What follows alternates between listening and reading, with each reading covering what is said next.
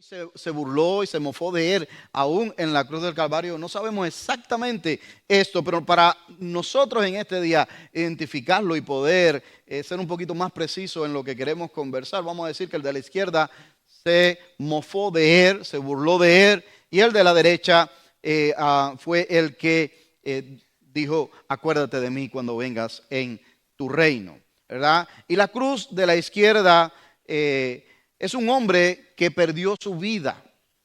Perdió su vida, y así es como lo han representado en la historia, ¿verdad? El de la izquierda, por decirlo para nuestro estudio o para lo que vamos a conversar hoy, el de la izquierda fue un hombre que estuvo tan cerca de la oportunidad, pero la rechazó.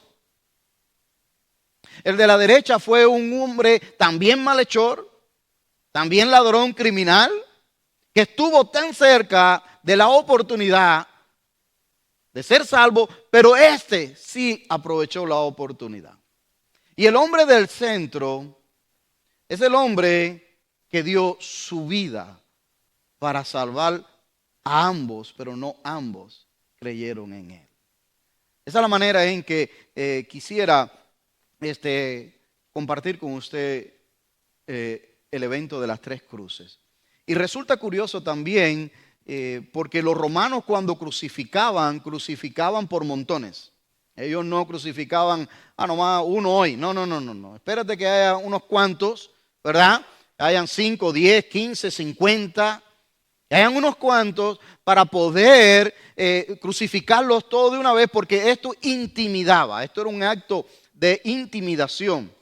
Esto era un acto público donde se abochornaba a estas personas, pero también, tenía la idea de que todo el que lo viera no se le ocurriera levantarse en contra de Roma. O sea, esto tenía un doble propósito, no solamente hacer esto, sino también de intimidación a todas las personas que lo vieran allí. Y algunos han sugerido que esto puede ser algo simbólico. ¿Por qué? Porque ese día solamente se crucificaron a 3. No a 5, no a 10, no a 50. 3 nada más. Por lo menos lo que nos dice la Escritura. Y con eso es que lo que nosotros tenemos delante de nosotros. 3 nada más. Y algunos han sugerido que Dios, queriendo mostrar que hay un solo Salvador en el mundo, Dios permitió que ese día nada más fueran 3 los que se crucificaran, para enseñarle a la humanidad que hay un solo Salvador en este mundo y que hay solamente 2 opciones: o te vas para la derecha o te vas para la izquierda. En este caso lo estoy haciendo al revés de mi persona. O te vas para la derecha o te vas para la izquierda. De manera simbólica en esta presentación que se hizo aquí. Pero definitivamente, hermanos, para mí entender, Golgota es un lugar de decisiones. Es un lugar de decisiones. O crees o no crees. Tan sencillo como es.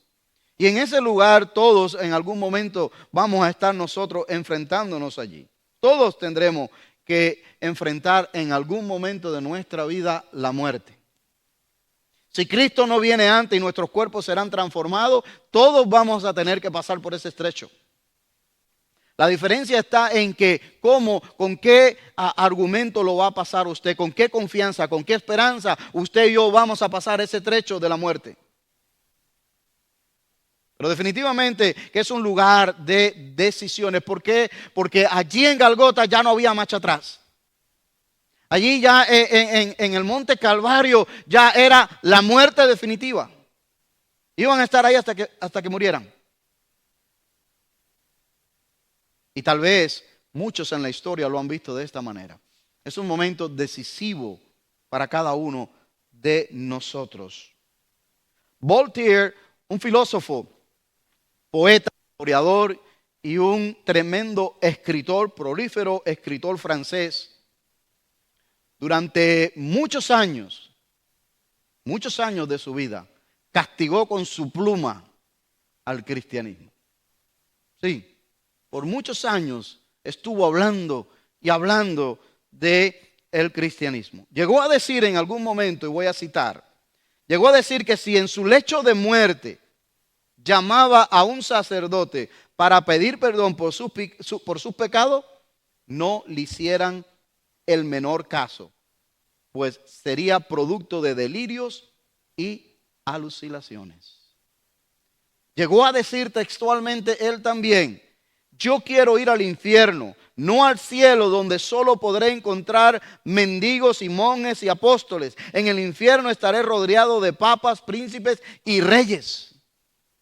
Así, usted lo puede buscar en su biografía. Pero ¿qué pasó el 30 de mayo de 1778? La muerte se hizo presente en la vida de Voltaire y no pudo escapar del acecho de la muerte que rondaba su habitación. Entonces, dicen los que los cuidaban, aquellas personas que estaban cercanos a él, que velaban por él, que recordó durante años cómo se burló de Dios. Y temeroso de su paso al más allá, comenzó a clamar con desesperación la pronta presencia de un sacerdote. ¿Y usted cree que fue lo que hicieron sus discípulos o sus seguidores? Le negaron la entrada a todo clérigo que se asomaba allí. ¿Por qué? Porque las instrucciones de él anteriormente habían sido esas. Y ellos trataron de honrar esto en su vida. Como consecuencia de su enfermedad, dice la historia, a los 84 años de edad comenzó a revolcarse en su lecho, a aullar, a gritar, a autoflagelarse ante la idea de su pronta condenación eterna. Toda su soberbia se desvaneció en un instante y lamentó cada una de sus palabras ofensivas a Dios. Dicen que su muerte fue un espectáculo horroroso y que una vez que murió y vieron su rostro, daba espanto verlo. Murió lamentándose. Aquel que había castigado duramente a Dios y al cristianismo. César Borgia, uno de los grandes estadistas italianos, dijo lo siguiente, estoy citando de él: yo me he preocupado por todo en el transcurso de mi vida, excepto por la muerte. Y ahora, totalmente desprevenido, debo de morir. Totalmente desprevenido, debo de morir. No menos desgarradoras fueron las últimas palabras de Sir Thomas Scott, antiguo presidente de la Cámara de Lores inglesa. Y dijo lo siguiente, y estoy citando de él: pensé hasta este momento que ni había ni Dios ni infierno. Ahora estoy cierto y siento que ambos existen y que yo estoy destinado a la perdición por el justo juicio del Todopoderoso. Hermano, podemos correr de aquí para allá y de allá para acá y podemos gritar y saltar y podemos mofarnos y podemos hacer todo lo que queramos, pero en el momento en que estemos allí encontrándonos cara a cara con la muerte, ahí no va a haber nada, ni nadie. Nada ni nadie que nos consuele y que nos dé la seguridad, a menos que haya recibido esa seguridad y esa confianza y esa esperanza de parte del Señor Jesucristo en la promesa de su palabra. A menos.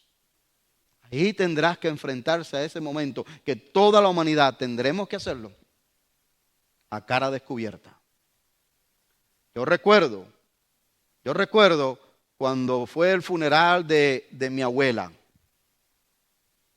y estábamos allí en el cementerio y yo le dije a mi mamá, la familia, los que estábamos allí, le digo, bueno, hasta aquí, hasta sus 95 años, Dios nos ha dado la bendición de poderla acompañar hasta aquí. De aquí en adelante ella hace el viaje sola, para lo cual ella se había preparado porque había recibido a Cristo como su Señor y Salvador. Usted y yo podemos correr detrás de nuestra familia, podemos hacer todo lo que queramos, pero los vamos a acompañar hasta cierto punto. Hasta cierto punto. De ahí para allá, ellos tendrán que hacer el viaje solo. Y de ahí para allá, el viaje es largo, es eterno. Hay que prepararse antes de llegar allí. Hay que prepararse antes de llegar allí. Ninguno de estos testimonios que le he leído, ninguno de ellos se preparó. Mas en cambio, mire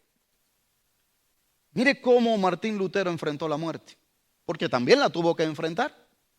Pero mire cómo Martín Lutero enfrentó la muerte. Dice que en su lecho de muerte citó el Salmo 68, 19.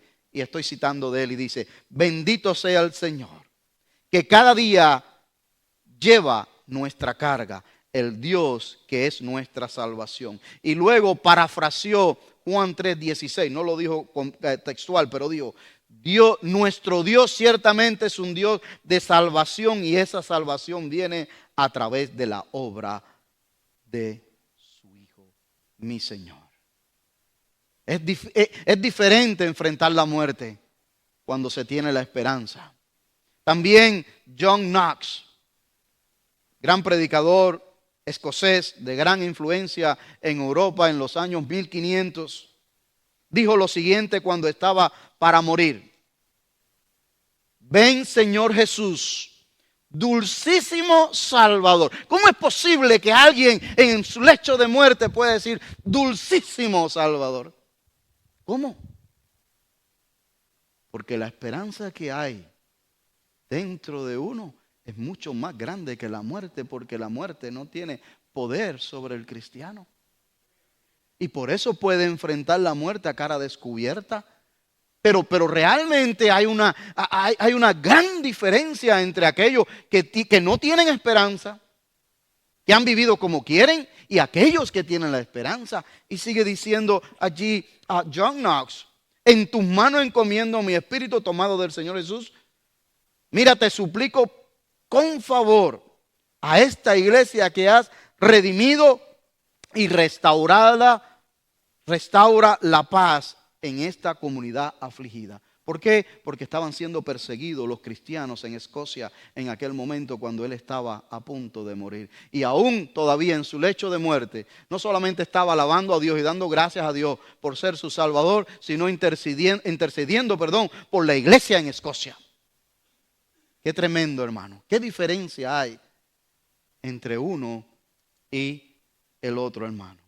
Hay muchísimos testimonios. Muchísimos testimonios. Solo algunos para que podamos ver la diferencia de enfrentar la muerte con o sin esperanza. La crucifixión de Jesús, hermano, no intenta ganarse nuestra compasión. No, nuestra lástima. El horror del Calvario, cuando nosotros hablamos del Calvario, las tres cruces, la pasión de Cristo y vemos todo esto, el horror del Calvario no fue tanto físico, aunque sí lo fue y sí fue manifestado en carne aquello, ¿verdad? Todo lo que Él sufrió y padeció por ti y por mí, pero el horror del Calvario fue el pecado tuyo y mío llevado en la cruz del Calvario. Ese fue el horror del Calvario. Dios ya había dicho que esto iba a suceder. De hecho, cuando Jesús va subiendo para el Calvario y las mujeres están llorando, ¿qué fue lo que él le dijo a las mujeres? ¿Se recuerdan? No lloréis por mí, mujeres de Jerusalén. Más bien llorad por vosotras y por vuestros hijos.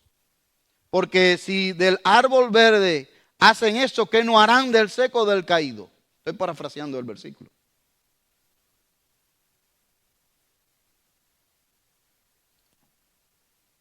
Dice la palabra de Dios en Marcos 10:45, porque el Hijo del Hombre no vino para ser servido, sino para servir, para dar su vida en rescate por muchos. Segunda de Corintios, el apóstol Pablo en 5:21 dice: el que no conoció pecado, por nosotros lo hizo pecado, para que nosotros fuésemos hechos justicia de Dios en él. Hermano, el Calvario o Golgota es un lugar de victoria o derrota dependiendo a quién usted le crea. Dependiendo a quién usted le crea. Fíjense que en esta escena del Calvario, especialmente allí en las cruces, cuando estaba siendo Jesús crucificado, que ya estaba en el madero, hay varias ironías ahí. Porque fíjense lo que le gritaban las personas, los sacerdotes, los escribas, los fariseos que pasaban por allí, le gritaban a Jesús, sálvate a ti mismo, a otros salvaste, si eres el Hijo de Dios, desciende de esa cruz, etcétera, ¿verdad? Pero se burlaban de él. Eso era parte de la burla. Pero la ironía de la vida es que él en ese momento ya estaba salvando a uno que creyó en él, pero él decidió no salvarse a él mismo y bajar de esa cruz. Ellos le gritaron a él, si eres el Hijo de Dios, baja de esa cruz. Gracias a Dios que no bajó de esa cruz. Otra de las ironías que está en el Calvario es que los principales, los fariseos, estaban apurados porque fue en viernes y ellos querían ir ¿a qué? A su Shabbat, la Pascua.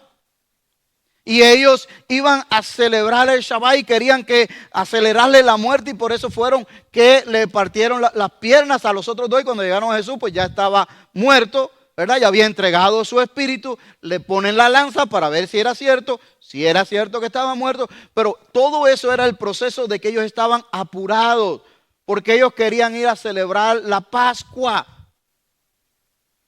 Y no se daban cuenta que el verdadero Cordero era el que estaba ahí en el Calvario. Es una ironía. Apurados para ir a celebrar de matar un Cordero, que el año entrante tenían que volver a hacer lo mismo, porque ese Cordero no le quitaba el pecado de ellos, y ellos estaban allí matando al verdadero Cordero de Dios, que quita el pecado del mundo de una vez y por todas. Es una ironía.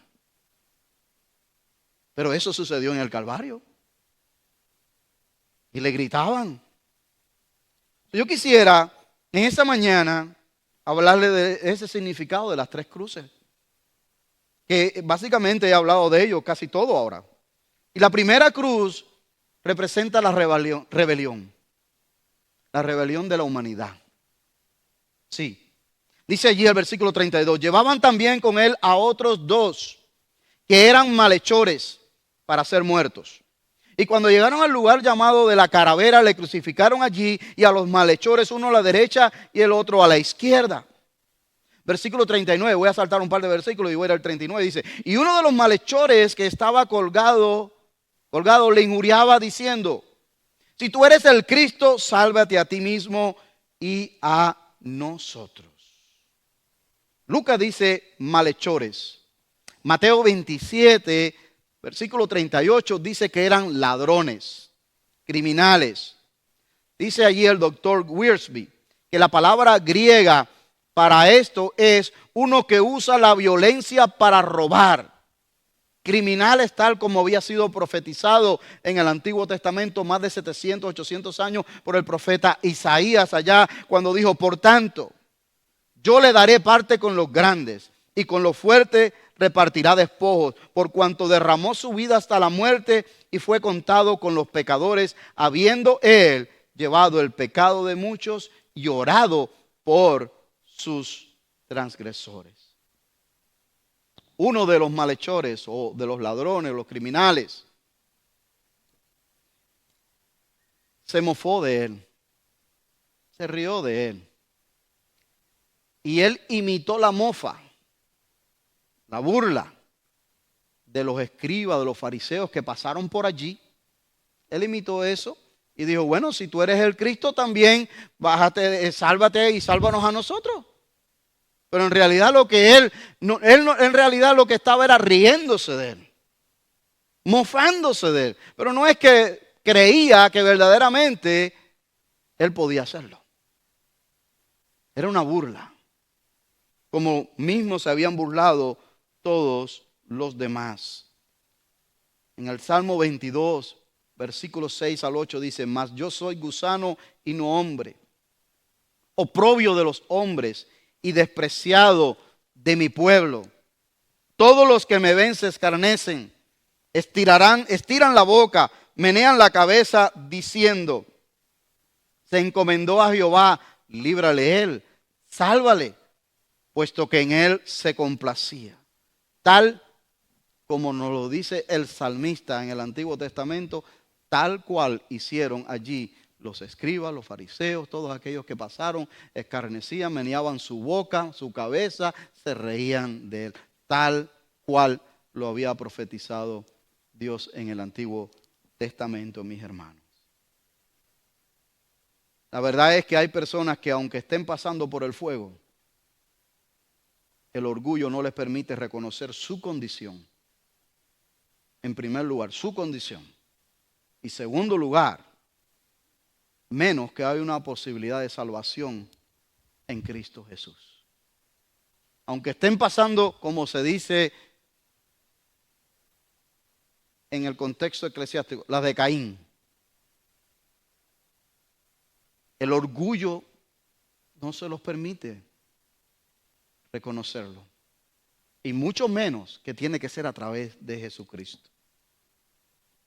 En la defensa que el apóstol Pablo presentó, ¿se recuerdan ustedes, aquellos que han leído esta parte en el Nuevo Testamento, específicamente en el libro de los Hechos? Cuando Pablo presenta defensa delante del rey Agripa y de Festo, y él está contando su testimonio de cómo él recibió a Cristo, cómo Cristo se le presentó camino a Damasco. Y él está contando toda esta historia, pero la está viviendo. Miren lo que Pablo le dice a estos hombres. Y mira lo que estos hombres le dicen a Pablo. Dice Hechos 26, 24.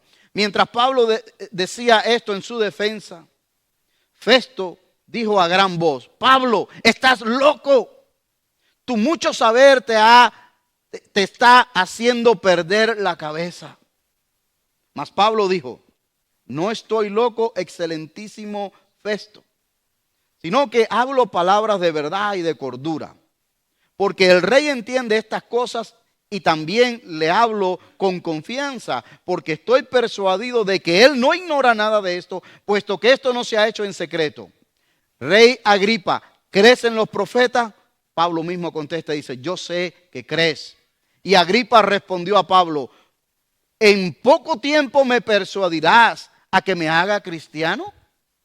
Y Pablo le dijo, quiera Dios que yo fuera en poco tiempo o en mucho, no solo tú, sino también todos los que hoy me oyen, llegaran a ser como yo soy, a excepción de estas cadenas. Muchas personas no creen en el Señor Jesucristo, no porque le falte entendimiento, no porque le falte lógica, no porque no sepan, simplemente porque no quieren creer. Porque el orgullo no le deja creer. El orgullo no le deja creer. Allí el rey Agripa le dijo, en tan poquito tiempo, en esta presentación nada más, ya tú me estás convenciendo, y lo paró. Lo paró. ¿Sabe por qué lo paró? Romanos 1:16.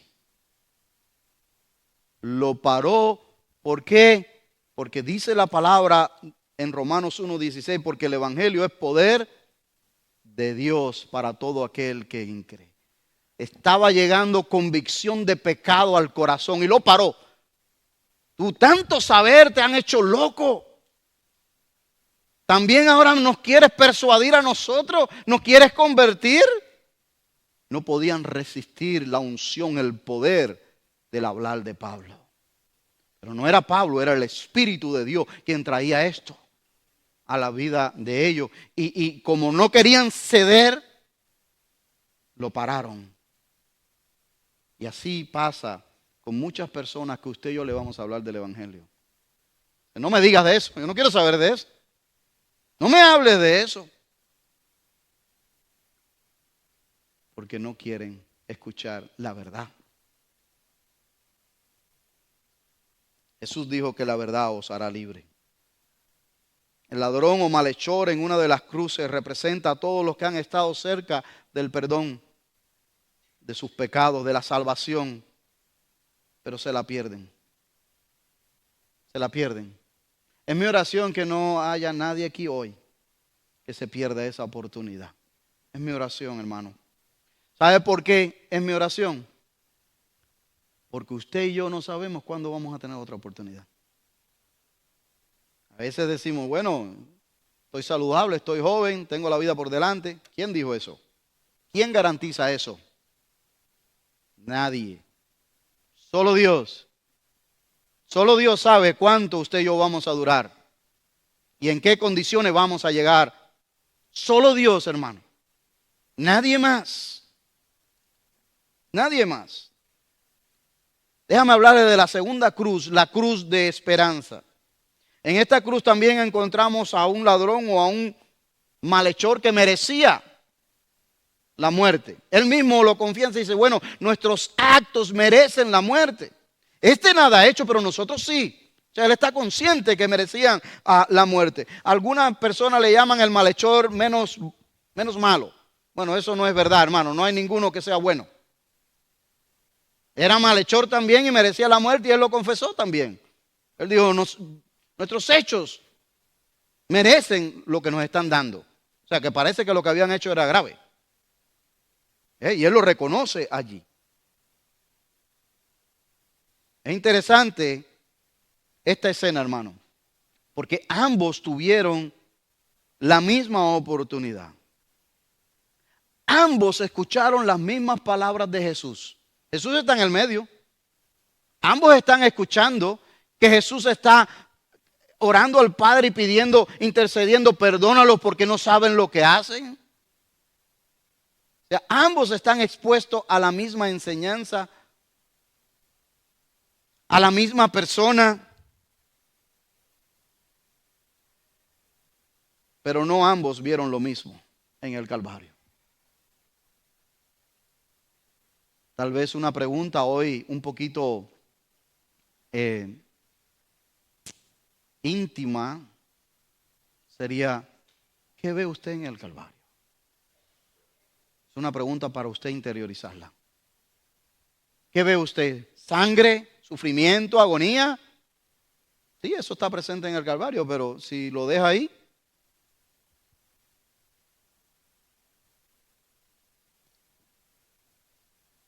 solo uno vio con los ojos espirituales. Solo uno reconoció que el que estaba colgado ahí en el centro era el ungido de Jehová, era el Mesías. Mire lo que dice el versículo 40 al 42. Dice, pero el otro criminal protestó y le dijo a su compañero que estaba crucificado al otro lado de Jesús, ¿ni siquiera temes a Dios ahora que estás condenado a muerte? Nosotros merecemos morir por nuestros crímenes, pero este hombre no ha hecho nada malo. Nada malo. Y luego viene el versículo 42 y luego le dijo, Jesús, acuérdate de mí cuando vengas en tu reino. Las declaraciones de este hombre nos indican varias cosas. Voy a decirle algunas de ellas, 5 de ellas. Primero, reconoce que es pecador, como todo pecado tiene consecuencia y es justo su castigo. Eso es lo primero que él reconoce. Nosotros, a la verdad, merecemos morir, pero este no. Él admite que es pecador. Segundo, reconoce que Jesús, el que está a su lado, es el Mesías, el Cristo, lo llama Dios. Tercero, reconoce la existencia de un reino futuro y que Jesús reinará. Cuando vengas en tu reino, acuérdate de mí. Cuarto, reconoce que hay vida después de la muerte. Acuérdate de mí cuando vengas en tu reino. Quinto, reconoce que Jesús, aunque está ahora en el madero, tiene poder para resucitarlo después. Acuérdate de mí cuando vengas en tu reino. Es todo lo que este hombre, y muchas cosas más que he dejado fuera, pero que usted puede encontrar allí. Eso es ver con los ojos espirituales. Eso es ver con los ojos espirituales. Por eso que esto se llama la cruz de la esperanza. La otra cruz es la cruz de la rebelión. Esta es la cruz de la esperanza. Que aunque tenga que morir, sé que hay esperanza, que hay un reino futuro. ¿Ve? No hay dudas. No hay duda alguna, hermanos, que todos vamos a morir físicamente. Lo determinante no es si vamos a morir o no, porque sí vamos a morir. Es cómo vas a morir. ¿Con o sin esperanza? ¿Con esperanza o sin esperanza? Mire lo que dice el mismo apóstol Pablo en Tesalonicenses capítulo 5, versículos 13 y 14. Y tampoco queremos, hermano, que ignoréis acerca de los que duermen, los que han muerto, creyendo en Jesucristo, por supuesto, para que no os entristezcáis como los que no tienen esperanza. Porque si creemos que Jesús murió y resucitó, así también traerá Dios con Jesús los que durmieron con Él, los que murieron creyendo en Él. Esa es la esperanza que ofrece la cruz de aquel malhechor que pudo reconocer el que estaba colgado a su lado. Esa es la esperanza que hizo, como le conté ahorita rato, John Knox, Martín Lutero y miles y miles y miles y millones de cristianos que han muerto a través de la historia. Con la esperanza del Cristo Salvador. Pero hay una tercera cruz en el Calvario. La primera cruz es la cruz de la rebelión. De la rebelión de la humanidad. De todo aquel que permanece en rebelión contra Dios sin reconocerlo. La segunda cruz es la cruz de la esperanza. Hay esperanza. Y la tercera cruz es la cruz del centro, que esa cruz la he llamado la cruz de sustitución. La cruz sustituta. ¿Y por qué es la cruz sustituta? Porque en vez de Jesús estar allí, debería de usted y yo estar allí.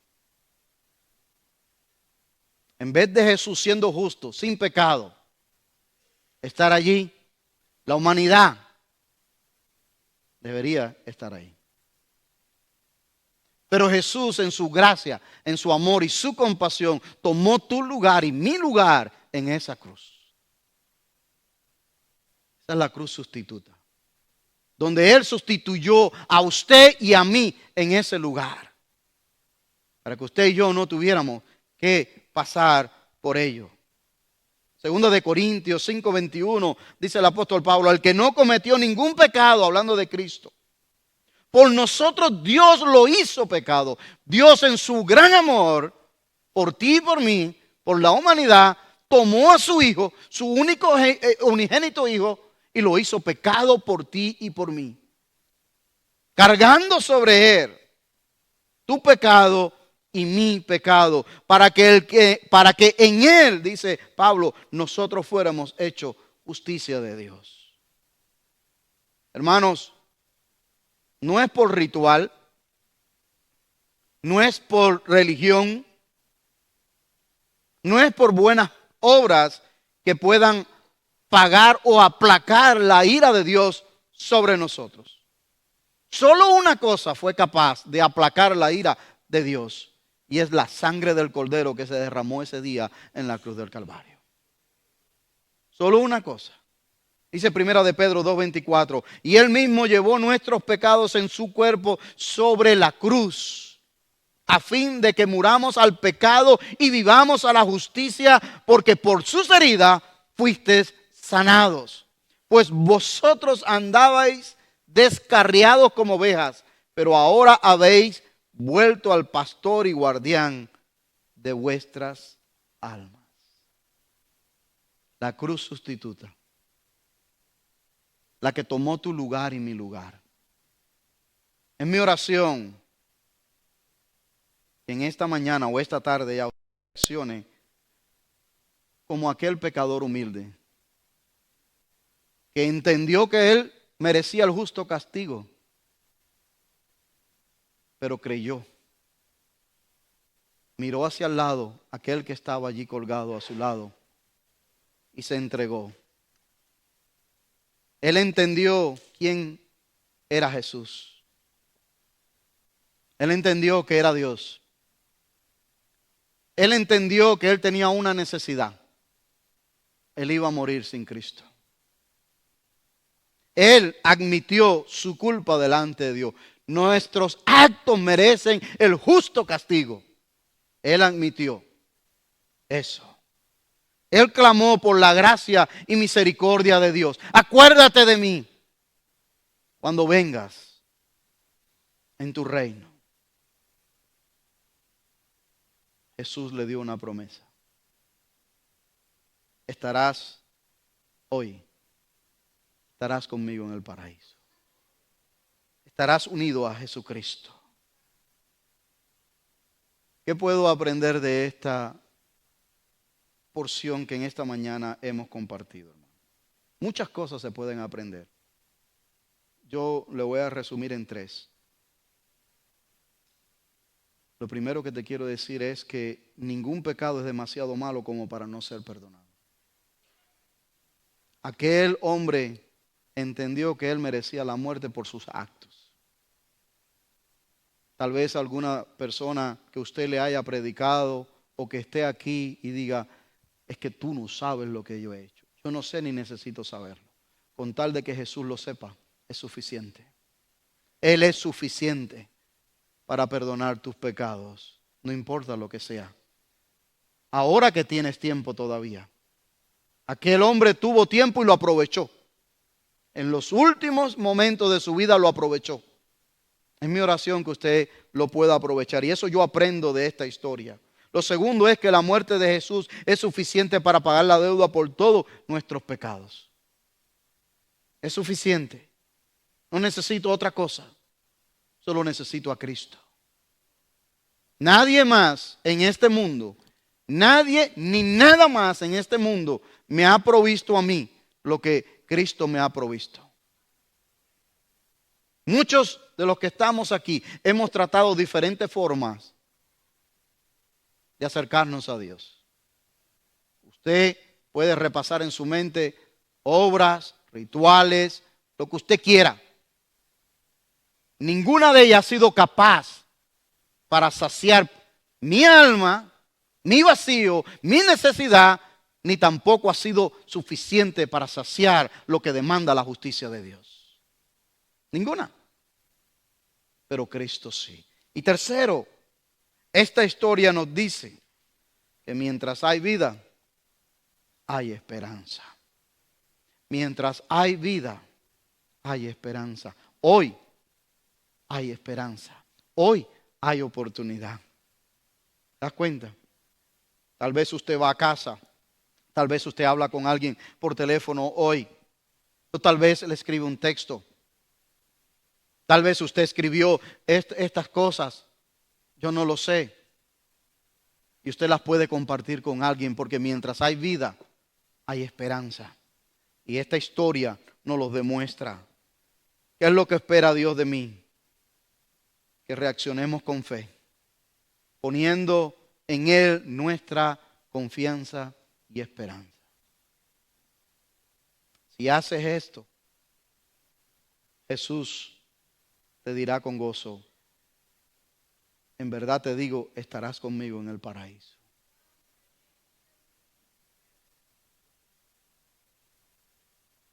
Déjame decirte algo más, hermano. Termino con esta meditación.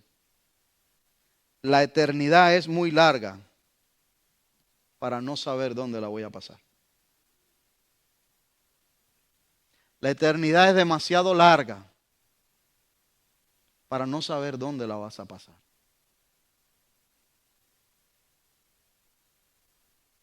¿No te gustaría saber, tener esa seguridad? No porque lo digo yo ni lo dice la iglesia aquí, sino porque lo dice Dios en su palabra. ¿No te gustaría tener esa convicción en tu corazón de que tus pecados han sido perdonados? ¿No te gustaría tener esa convicción en tu corazón de que Dios te ha perdonado y te ha dado vida y vida eterna? Porque has creído, confesado, admitido al Señor Jesucristo en tu vida hoy. Enfrentar la muerte solo es duro. de acuerdo al testimonio de aquellos que han estado en ese umbral, pero también de acuerdo al testimonio de aquellos que han estado en ese paso.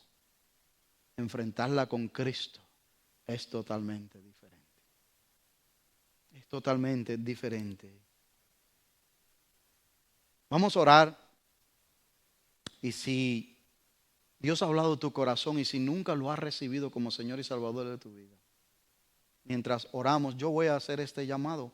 Y este llamado es entre usted y Dios, no conmigo, no con esta iglesia, no con la denominación. No, esto es entre usted y Dios. Y usted ha entendido el mensaje de hoy de que sí, es verdad que había en el Calvario dos cruces al lado de Jesús. Uno la despreció, el otro aprovechó la oportunidad. Y usted dice, ¿sabes qué? Dios me trajo hoy para que yo aproveche la oportunidad. Vamos a orar. Padre, en el nombre de Jesús, te damos gracias por este precioso día.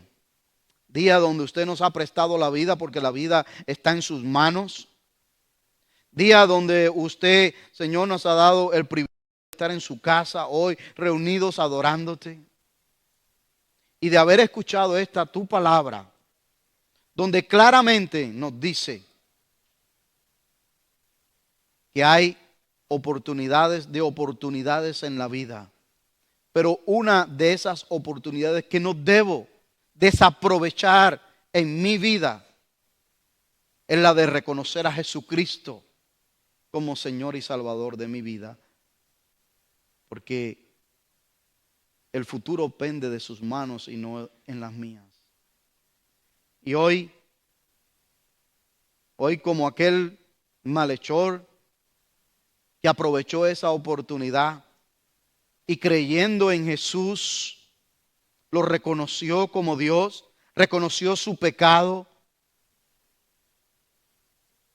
admitió que debía de pagar sus consecuencias, pero también reconoció que Jesucristo tiene poder sobre la muerte y que regresará a reinar en un reino donde Él quería ser parte de ese reino.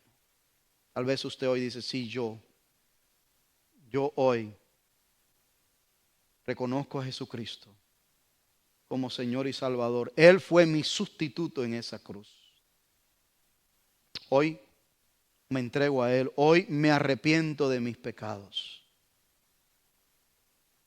Y me entrego completamente a Cristo. ¿Habrá alguien entre nosotros hoy que dice, ¿sabes qué? Es interesante. Esas tres cruces, la rebelión, la esperanza y la sustitución. Hoy yo me voy hacia la cruz de esperanza. Porque mi vida está en las manos de Cristo. Yo me entrego a Él. ¿Habrá alguien entre nosotros? Ahí donde está, déjeme ver su mano. Solo quiero ver su mano. Dios te bendice, varón. Alguien más que esté entre nosotros que nunca lo ha hecho. Y dice, ¿sabes qué? Definitivamente esta historia trajo convicción a mi corazón. Hoy me entrego a Cristo. A una relación personal con Él. ¿Habrá alguien? ¿Alguien más entre nosotros? Déjeme ver su mano porque no veo su corazón. Eso es todo lo que le pido, no por nada más. Quiero dar gracias a Dios por tu vida. ¿Habrá alguien ahí donde está? Déjeme ver su mano. ¿Habrá alguien que nunca lo ha hecho? Si ya usted lo hizo y lo hizo sinceramente de corazón, no tiene por qué volver a hacerlo. Pero si nunca lo ha hecho, yo hoy le exhorto en el nombre de Jesús, no salga de este lugar sin hacerlo. ¿Por qué? Porque el futuro es de Dios y no nuestro. ¿Habrá alguien? ¿Alguien más que nunca ha tomado esta decisión? Padre, en el nombre de Jesús yo te doy gracias. Te alabo y te bendigo, Señor, por este tiempo, por tu palabra, por la esperanza, por lo que Cristo Jesús hizo en la cruz de Calvario a favor de toda la humanidad. Hoy estamos aquí una porción de tu pueblo. Padre, es mi oración que todos los que están aquí en algún momento de su vida hayan tomado esta decisión por usted. Señor, si no la han tomado, en el nombre de Jesús yo te ruego que tú inquietes sus corazones y que, Señor, ellos puedan preguntar indagar, estudiar, ver en tu palabra qué es lo que usted le está diciendo, Señor. Para que puedan tener la certeza de que si la muerte les sorprende, ellos puedan enfrentarla con convicción, con esperanza de que han entregado su vida a usted, Señor. Padre, gracias por cada familia representada aquí en este día. Gracias por las visitas. Ponemos todos en tus manos en esta hora y rogamos su bendición de regreso a nuestros hogares en este inicio de semana por la oportunidad hermosa que nos has dado de estar en tu casa. En el nombre de Jesús. Amén.